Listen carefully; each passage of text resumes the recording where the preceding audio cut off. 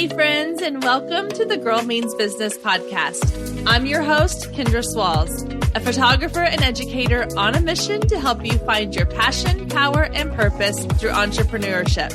So let's jump right into today's episode because this girl means business. Hey guys, and welcome to the Girl Means Business podcast for another fabulous week. We are here talking all about life, motherhood, business, and marketing. If you are new to the podcast, I just want to say a huge welcome and thank you because it is so exciting to have new listeners. I get DMs and messages all the time from people saying that they found the podcast either through somebody else's episode that I was on or from Instagram or Facebook. And so I'm always thrilled when we have new people joining the show and tuning in every single week. Now, last week I mentioned that I was coming back from a week-long trip to Colorado. It was a wonderful, relaxing, exciting, fun vacation girls trip with my mom and my two daughters and I. And while we were there in Colorado, we stayed in a lovely, beautiful Airbnb. It was a great cabin out in the woods. We saw moose, we saw foxes. I think that's how you say that, plural.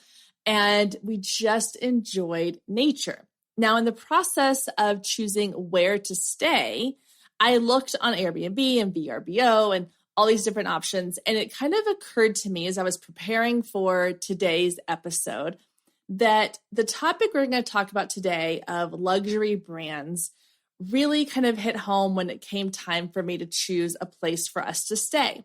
I was looking on Airbnb and all these other sites, and there were so many options for every budget, every adventure style, every type of setting you could want to be in. And where we were staying there in Breckenridge, there were options of condos near downtown where you could walk out your door and be right on Main Street. You could be up in the mountain on the ski slopes with all of the excitement of the adventure. You could have a mountain chalet with a beautiful log cabin. You could have basically a mini mountain mansion. They were incredible homes. You could have been somewhere in another town. There were just so many options. And it reminded me of the greatness of running your own business because you get to decide what type of business owner and what type of business you want to have. Just like with the different types of vacation homes. For this particular trip, we wanted a place that was close to town, but still felt a little bit secluded. We wanted something where we had beautiful views and a deck we could sit on in the morning and have coffee or at night and drink our wine.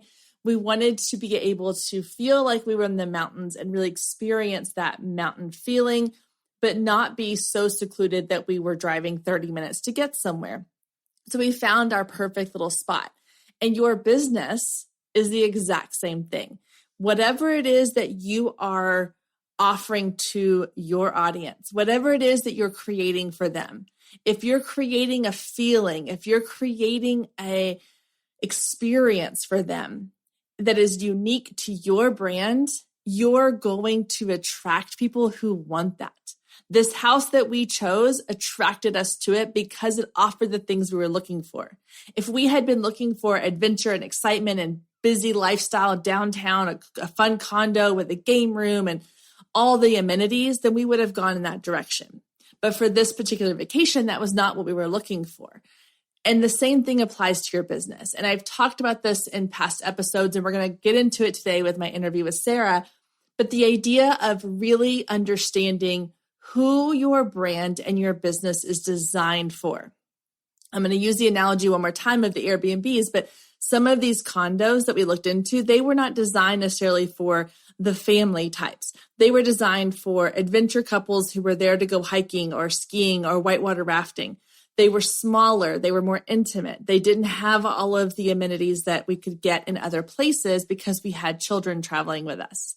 If your brand is catering to one type of audience and you are conveying that in all the things you're putting out into your website, your social media, the way you communicate with people in your messaging and all those branding pieces that come together, you are going to attract the people who are wanting the type of value and offer that you are putting out there. So just like there is a vacation home for every person that wants to rent an Airbnb, there is an audience for every type of business that you can imagine. So when you have this fear of, I cannot put myself into this space because there's already somebody there, or I don't know if there's an audience for it, I can almost guarantee you the answer to that is going to be, yes, there is. Today's guest in particular, her name is Sarah Clifford Owen. She is a mom, an entrepreneur, and a candle maker, and her story is really incredible. She is the founder and CEO of the Worthington Collection, which is a luxury candle brand known for their odor-eliminating candles. And today we're going to dive into the idea of creating a luxury brand, which can be a little intimidating. Because when you think about starting a brand new business, you feel like you have to start from the ground up, which every business does.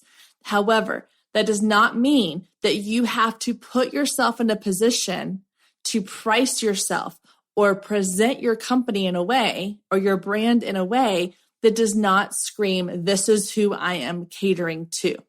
And in the case of Sarah's company, the Worthington Collection, she particularly wanted to focus on this luxury candle brand. She wanted it to have a very specific feel and a vibe and a clientele. And she's doing all that from day one, which I think is incredible. And I'm so excited for y'all to hear her story and get into all of these things. But I wanted to preface this interview by saying, if you are afraid in your business to raise your prices, change your branding, or do something that's going to help you become more of the brand you envision your business being, let this episode be the inspiration you need to take it and say, you know what? I can do this. I can make this. I can cater my company to the audience I really am dreaming of having. Instead of playing it small and saying to myself, well, because I'm still new, I can't be at this certain level. Because I'm still new, I have to play it small. When in reality, you need to be asking yourself, is this the brand and the clientele that I want to build? So I'm really excited for you to hear my interview with Sarah Clifford Owen of the Worthington Collection. So without further ado, let's jump right into my conversation with her all about building a luxury brand. All right, guys, today on the Girl Means Business podcast, I have Sarah Clifford Owen today chatting all about her new luxury candle line. I cannot wait to dive into this topic and the idea of starting off in a luxury space. So Sarah, welcome to the podcast. How are you today? Thank you. Thanks for having me. I'm doing great. How are you doing? I'm doing wonderful. I cannot wait to get into your story, hear all about this business you've started and your journey. So tell us a little bit about who you are, what you do, and how you got into the space you're in now. Yeah, sure. So again, I'm Sarah Clifford Owen.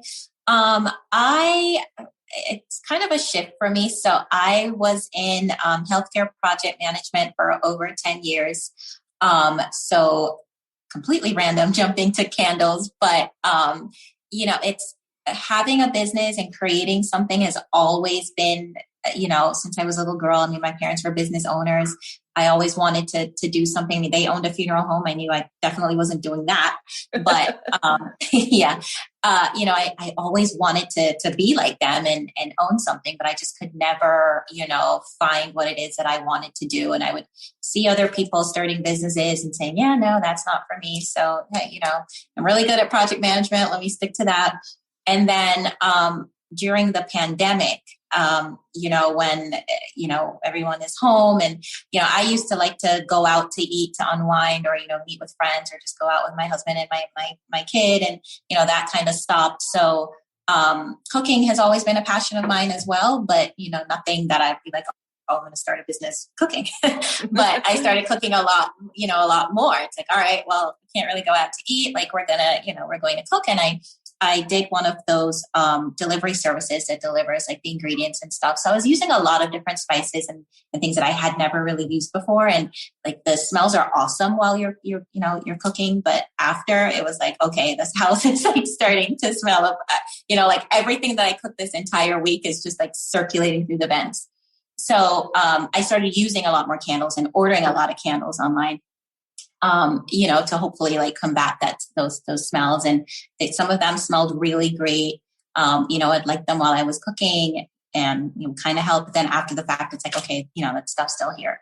So I don't know, like there was just like this burning little idea in my head, like, okay, you should probably like see how you could, fix that issue or, learn how to make your own candles. That kind of popped in, which I was like, okay, that's silly. Like I'm not going to start making candles in the kitchen. Like what, and, I think like, at night when it's like, you're binge watching something on TV and you're like, Googling things, it just kind of popped into my head. Like, how do you make a candle? So I started like, researching that, and I got a little intrigued. Like there are, a lot of YouTube videos and just like, articles and stuff about candles, and it really caught my attention. And so every night I just really kind of started like researching a little bit more, and I was like, you know what, I might want to do that. And I did happen to notice that there were a couple like celebrities who were, coming out with candles. So I was like, they may know something, this might be it. This could be the idea. So I kind of just, started off by experimenting in the kitchen, which I thought was silly when I thought about it. But yep, that's exactly where I was, like on my stove, like mixing wax and stuff. Had a couple scary moments, but once I kind of, did my research and I got that perfect candle, I was like, ooh, I think I could do this. But then the issue of, all right, okay, now I have a candle, but this kind of popped into my head because I was thinking I need a candle that's going to get rid of these, like, garlic and gum is what else that's, floating around the house. And so, I started looking into like, air fresheners that are out there and that are like odor eliminating. I was like, well, how could I make a candle that would do that? So then I did some more research on that as well. And I was like, oh, I think this would actually kind of separate me in the candle space, because I wasn't really seeing a lot of odor eliminating candles. So did more research, reached out to more companies, developed a nice little formulation for my candles. And that's kind of where it started. So the pandemic just kind of that's awesome. Years. Yeah. I love that. Yeah. I think, you hit every like entrepreneur point of like, you solved a problem and you had something that you wanted to figure out. And I love the idea. Like, you're like, I'm not doing this. Cause I said that so many times about business. I was like, no, I'm not, that's not for me. I'm not doing that. Right. And sure enough, here we are. But yeah. So that's so awesome. And you did, so from start to finish, kind of how long was your, like from the time you were like, I could try this until like you launched your products? Like, what was that timeline like? So the idea of, okay, I could do this was like early April when I was like, this is maybe something that I could do. And I just launched last week. So the 15th. So a little over a year. Yeah. Wow. That's awesome. Yeah. That's awesome. Well, congratulations, first of all. Thank you. Now, you mentioned, obviously, you had like the idea, okay, I need to set myself apart because obviously there's a million people doing candles. Right. And so the idea of finding, first of all, the idea of going into a niche where you're like, okay, it's already saturated because you can go into any Target, Walmart, go on Etsy, people are selling candles. So you're like, I have to find a way to make mine different. And obviously yours came about because you had this need of like, okay, I really want to get rid of these smells in my house. Right. So, but like, was there any kind of strategy behind, like, did you kind of fall into that? Or was it like you went in going like, I've got to find a way to set myself apart? Stay with us. We'll be right back. If you've been listening to the Girl Means Business podcast for any amount of time, then you know my love of email marketing runs deep. Not only is it a great way to generate new leads, but it's one of the most effective methods for nurturing warm leads and turning them into sales. Now, over the years, I've tested several email platforms, and my favorite by far is Flowdesk. Not only do they make email marketing simple and easy, even for the technically challenged, but they have everything you need to create stunning emails, capture leads, make sales, and automate the entire process, giving you time back in your busy day. And the cherry on top is you're only charged one flat fee no matter how many subscribers you have. So while other platforms will increase your price when you go over your pricing tier limit, Flowdesk has no price increases or hidden fees. If you're ready to give Flowdesk a try, click the link below in the show notes to save 50% off your first year. Let Flowdesk help you design emails people will love. Click the link below and check it out. I have a feeling you're going to love it just as much as I do.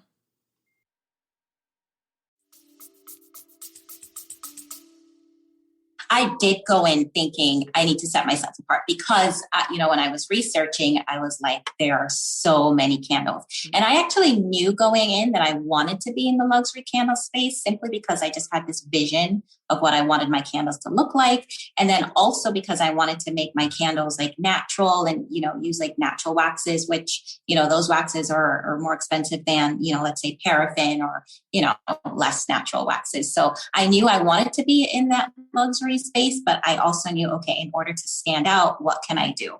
And then, the issue of, all right, I want to get rid of these, lingering smells and also kind of create something where people didn't realize that they kind of had that problem and they didn't realize that candles may not have been odor eliminating until it was like, oh yeah, you're right. Like once I put the candle out, that smell, whatever it is, may not even be cooking. Like another example I have, my husband hates when I tell this, but he has a saltwater fish tank.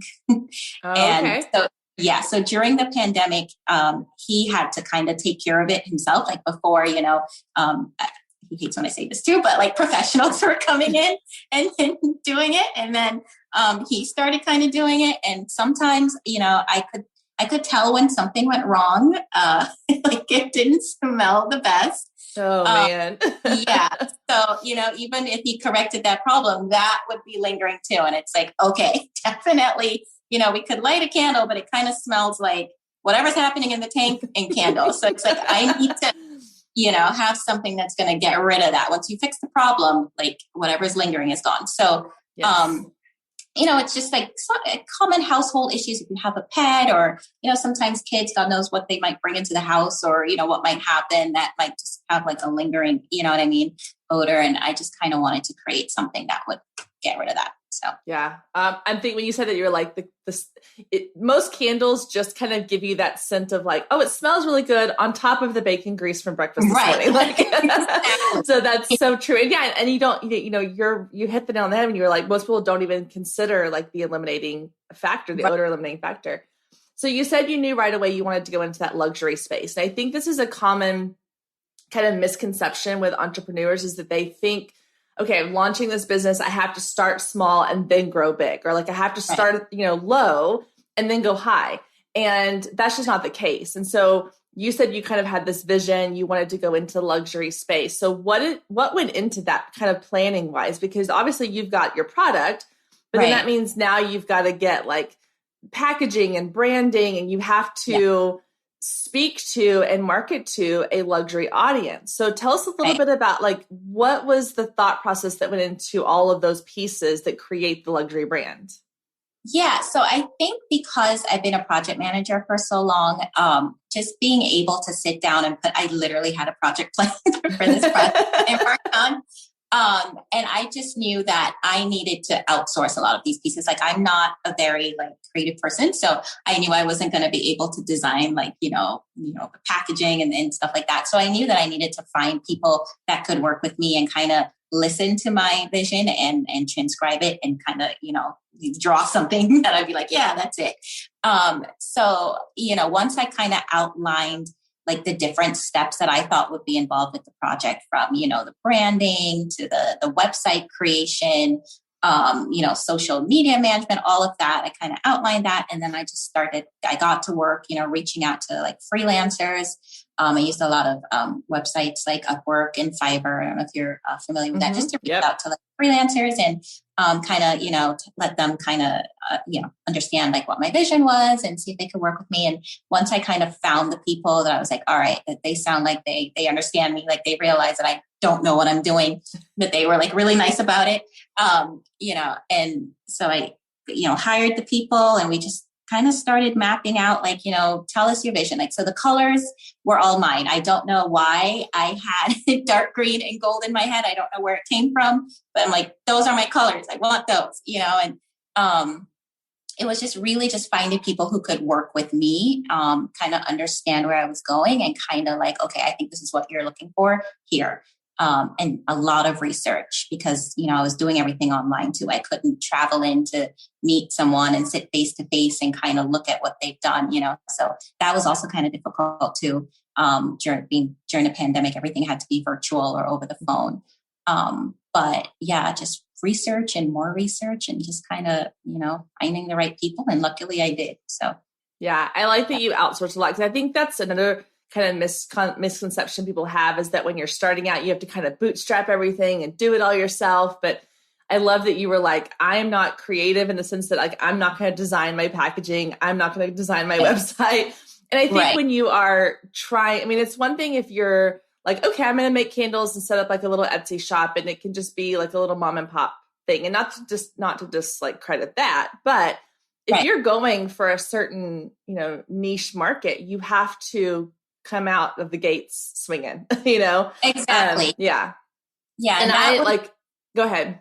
No, sorry. No, I'm saying that was definitely in the back of my mind too. Like I can't, try to come out in the luxury space and not have what looks like a luxury product that like belongs or, deserves to be considered luxury. So that's really why I outsourced most of that stuff.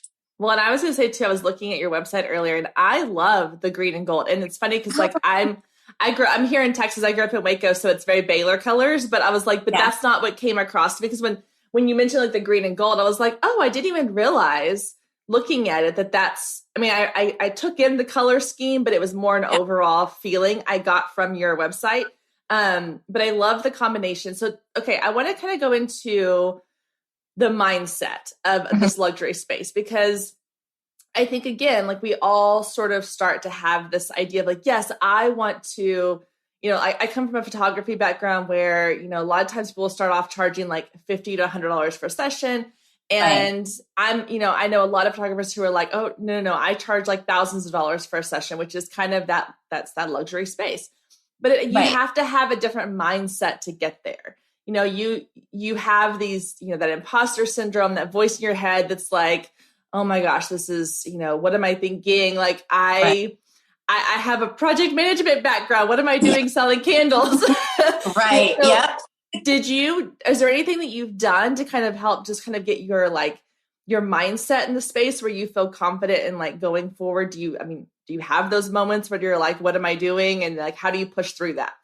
I do. So I think I kind of get that nagging little voice pop in my head like every day, especially since launching last week. But I've always been a person that I've always had like a big imagination. And I kind of learned like early on, like I think in my sophomore year of college, a friend of mine just kind of introduced me to like, okay, if you want it, like, dream big, aim high, go for it. Like, don't, listen to anyone who says, oh, you can't, just kind of use that to fuel you even more. And that has worked like, even in my career, like, where I started off, probably should not have gotten to a senior level as quickly as I did. But, I just kind of kept it in the back of my head, like, hey, I'm going for it. That's where I want to be. So I've always been that person that can, dream as big as you can imagine, like ridiculously big. And some might argue that, okay, you should have started with the Etsy or, the lower, lower cost candles. But I just like, nope, that's not what I'm gonna do. Like, I know there are other brands that came out as luxury brands that came out at that price point that did well. I know I can do the same thing. So I just kind of try to shift my focus from, all right, maybe you should have listened to those people, to more of, nope, this is what we're going to do. I'm seeing the signs. I'm going to stick to it. And I mean, that's worked for me, just like keeping positive and just focusing on my goals and making it happen. Yeah, I love that. I think, I was actually having this conversation with my husband the other day because I was saying, there's a certain type of person that is cut out to do this whole like growing your own business, building your own business thing, because there's going to be so many points on the way. I know for me, I've had so many points where like most people would have been like, I'm done, throwing in the towel, I tap out, I'm out. Yeah. But like, you have to have that voice in your head also, like kind of the devil and the angel thing, where it's like that one voice is louder than all the other voices that are like, no, you got this. Like, you can do this. You just got to figure out how to make it work. Yeah. And so I think that like, it sounds like you have that louder voice that's louder than the one saying you can't do it. Yeah, I do. And I'm going to be honest, like there have been things that has happened along the way that has made me go, oh no, like I need to stop now before things get worse. But then I always tell myself, you know what, like one day this is going to make an awesome story. I'm going to be able to say, this horrible thing happened, but I pushed through it. Like I'll actually give you an example. So my very first shipment of candle vessels, when they came in and they were being unloaded from the truck. So this, they're glass, right? And they're being unloaded from the truck. And I don't know what happened, but an entire pallet of them just fell. Oh no. I was not laughing on that day. No. I stood there and just cried. I mean, it was probably funny to watch me just like crying. Like, yeah, but so that happened. Now, luckily, it was worse than it looked. Luckily, I mean, there was maybe like 100 or so of them that had broken, which I mean is bad, but not as bad as like that. Like all of them being broken. But I snapped a photo of that. I mean, not just to let the people know that hey, this happened, but just kind of like I told myself like this is going to be a story that you're going to be able to say, when I started, this happened, and everything in me told me to just run. Like, don't even. Just leave them there. Just go find something else to do. But I pushed through and here I am today. So I kind of always try to, like take that in the back of my mind. Like, nope, you're going to get through it. And you're going to be able to use that as a story to say you can pretty much like have any horrible thing happen and you can still push through and like be successful. I love that idea. Like that mindset of this will be a story I tell someday. I always like, growing up as a kid, and I'm not going to try to guess how old you are because you look young, but I'll take it. I remember like, the big thing for a long time was like the late night talk show host, and they'd have all the, this is before social media. So like, that's where you'd get to hear the funny behind the scenes stories of like the movies that they were on or whatever. And not that I ever aspired to be a movie star and like that, but I always, for whatever reason in my mind, I was like, oh, one of these days I'm going to have a story to tell. Like, I'm going to have a funny story to tell. But it was always like they were telling it after the fact, like, oh, now this movie is going to be this great success, but we had these really like these bumps along the way, or we had these funny things happen. Yeah. And so that's what I thought of when you were telling your story. I was like, yes, you have to go for that in the States movie, like that Jay Leno moment where you're on the show and you're telling like, okay, I've gone through all these things and look where I am now. I think that, I mean, everybody has those bumps in the road, but I love that you're looking at it from that perspective of this is just part of my journey. And it's going to be something I can tell later on to help other people be like, inspire. Yeah. Like you're going to have, pallets of your product fall off a truck and break. Like just know what's going to happen. That really is. Yeah. Maybe look in a different like, metaphorical sense, but yeah. Oh my gosh. That's a great story.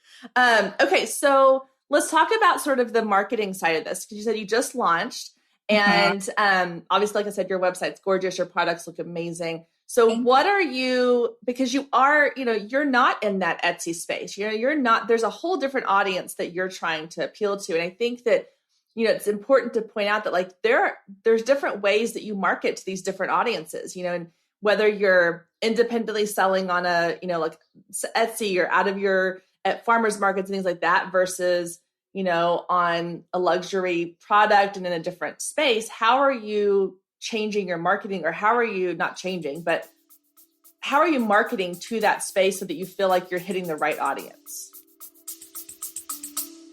Stay with us. We'll be right back. Hey, photographers, are you ready to make 2024 your best year yet? Growing a business is tough. You're following all the successful photographers and experts, soaking up their best advice and downloading all their free guides, trying to replicate their success only to come up lacking, blaming yourself when their methods don't work for you. But the truth is, it isn't you. Free content and one-size-fits-all courses can only get you so far. What you need is personalized help and guidance, but that can get expensive. Well, not anymore. I've created the perfect solution to get you personalized results for less than $2 a day.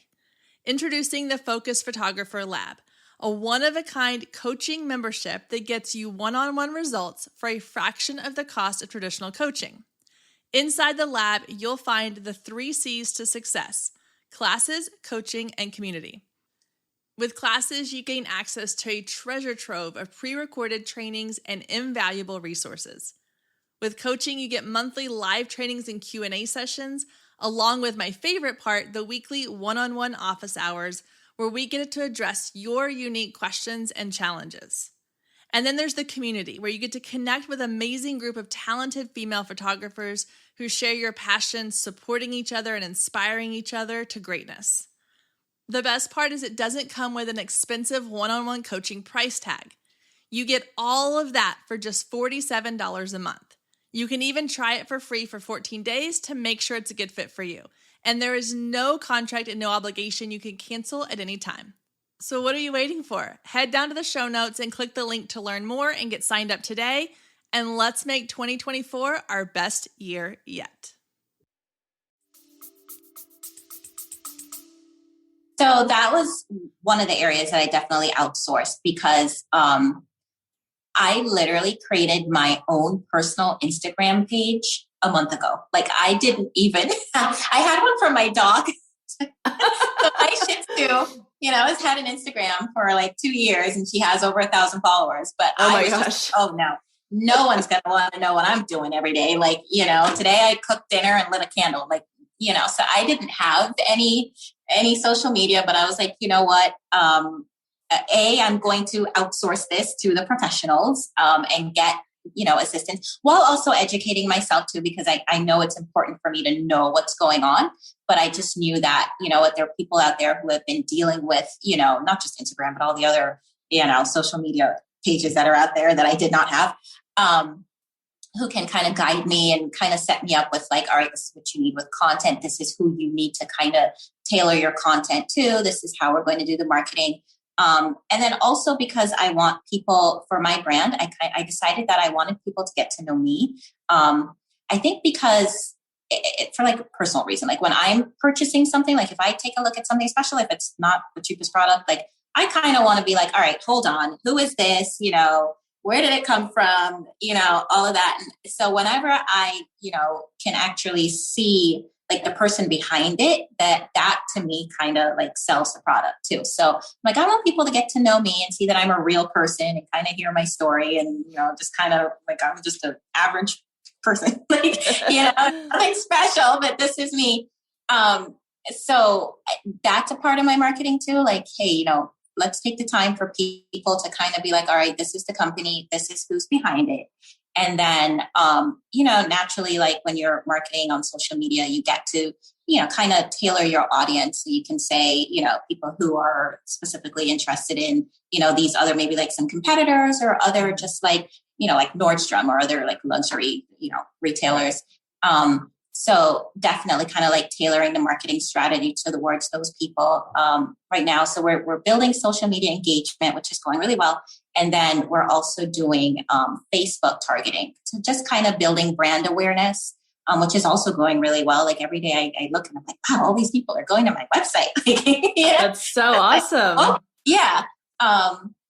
So that's pretty much what we've been doing because, I'm not out like, like at a store or where people can physically come in and pick up a candle and say, okay, yep, this definitely does smell good or this does look good. So I'm definitely just trying to bring that across virtually, which, it takes time, but we've gotten like really good success, really good engagement so far. So it's promising and it's like keeping me going like, okay, yeah, it looks like I can do this, Yeah, that's awesome. Yeah. I love that you already kind of have the CEO role down, like, because a lot of people, again, they start off and they're like, okay, I've got to do all the things that I've got to learn how to do Facebook and I've got to learn how to do Instagram and I've got to learn how to, do branding and logo design and packaging and web design. Like there's so much to do.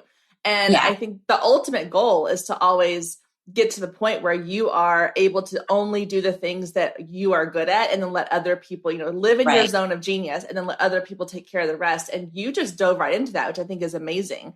And I think that, I know this sounds, I don't want to like put things into a category or box here, but like when you are in that luxury space, you almost have to start off that way, I think, because it's a different space. It's a different mindset. It's a different, launch pad, you have to come out like with everything almost perfect. I'm the type of person that's like done is better than perfect. But sometimes when you're in that luxury space, people want perfection to some degree. Yeah, which absolutely. is, I'm sure, like a kind of a weight on your shoulders sometimes, but I love that you're able to hand that off. Does that make you like, are you comfortable with outsourcing, or are you someone who's like, I want to have a little bit of my hand in all the things because it's your baby, it's your business? I think because I'm a project manager, like I'm really comfortable because, even with work, it's like, all right, I know I'm not going to go behind the scenes and build that entire system. Like I need IT, I need engineering. True, yeah. But I think also because I educate myself on what needs to happen. So, when, for example, with like the social media, it's like, okay, I know I don't know anything about reels, but like, help me understand like why we're taking this approach to, like our content, or why we're using this. And once I understand that, then I feel more comfortable, like, okay, perfect. I know you got it. I understand why you're doing something. And that's all I need. I just need to understand the why, because I think it's important too, as a business owner, even if you're delegating or, outsourcing something, like you still kind of want to understand what's going on. So that if something doesn't appear to be working, you can, step in and say, okay, we talked about this approach.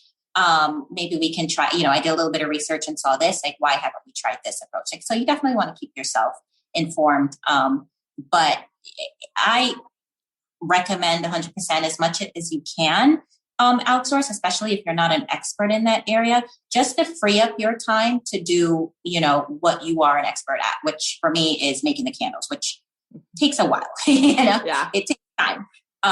And so I definitely wanted and needed to have the time to do that while launching the business. So it was important for me to, make sure that I had other experts, working on those other things. So those could be perfected, and, that's what they do. And, that's their area of expertise.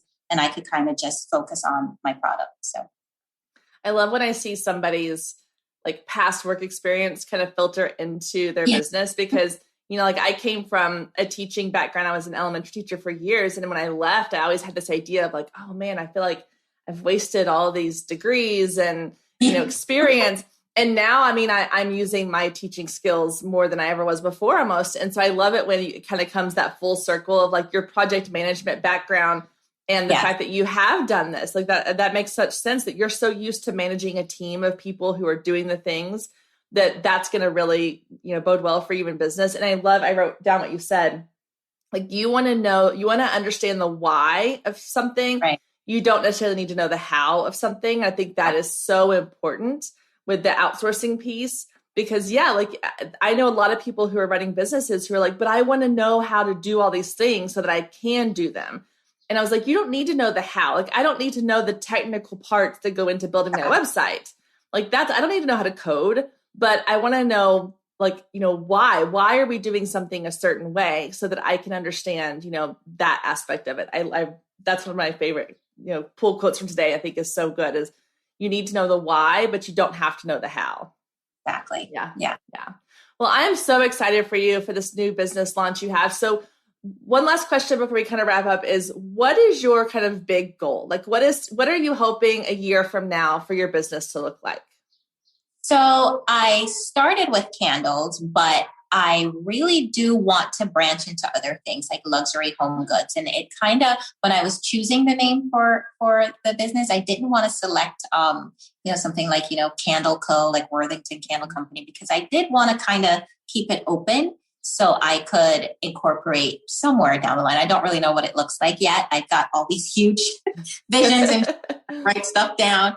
But I do know that I want to incorporate other, like home goods, like home items. So whatever that might look like. But I think a year from now, definitely, the candles are doing well.